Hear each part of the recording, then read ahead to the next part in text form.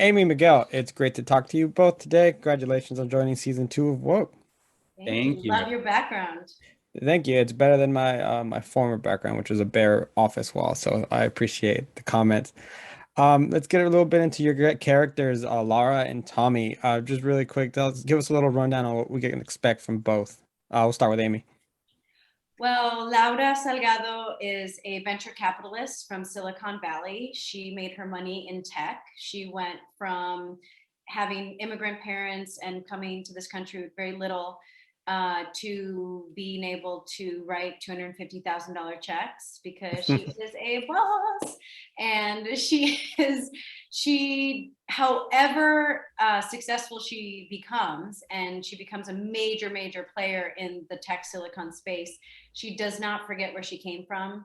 Her name is Laura, and she's very specific about it. And she brings Keith, played by Lamorne, the protagonist of the show, to her taqueria, and he thinks she's just trying to be all like, woke. And she's like, no, this is my dad's place, but that was really judgy, So I think she challenges him, but I just love that I get to play a self-made, very successful Latina who doesn't forget where she came from. Go ahead, Tommy.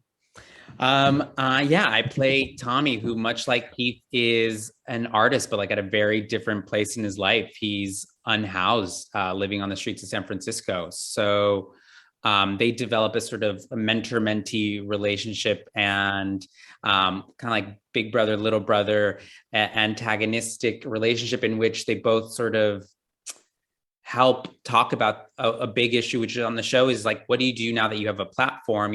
You have a larger audience. You start talking about issues that are not your own, like helping the unhoused community. But what is it like to be talking about issues that don't necessarily affect you? And how do you do that intelligently? How do you stay woke in that conversation?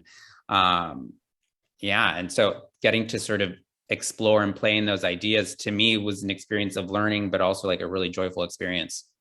You have such a really cool character, as far as, like you said, you're both artists, but as when you guys communicate, by the end of it, you get to tell him a really hard truth about himself. And a lot of times it's something that he is completely overlooking because he is so centered on trying to do a million other things, which I think was great. Yeah, it's sort of like it's tough having these conversations. Is like, when you have more opportunities, you want to keep doing more things, but it's hard when it's hard to do it all, and to be honest with yourself about what it is you're capable of is sort of an important awareness to have in this conversation. Yeah, definitely.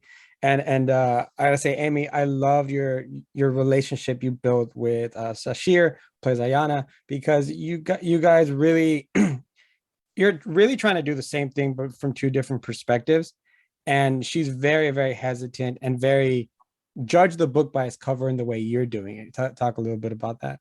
Yeah, that's what I think makes the show so special. You totally nailed it, where it's two polar opposite points of view that want the same goal, but they both go about it in different ways. One really believes that grassroots, it's got to be bottom up. The other one really believes that in order to reach the masses, you need to become corporate and get sponsorships and go macro with it so that you can affect something on a global scale, a national scale. And there's not one right way. I think they both are. I think in another world they could have been really good friends, And I think we always talk about that. Where, I mean, she's lovely, and off camera she's like the best, and would just come over to my trailer and be like, "You want to hang out?" I'm like, "Yeah, come on in, just hang out."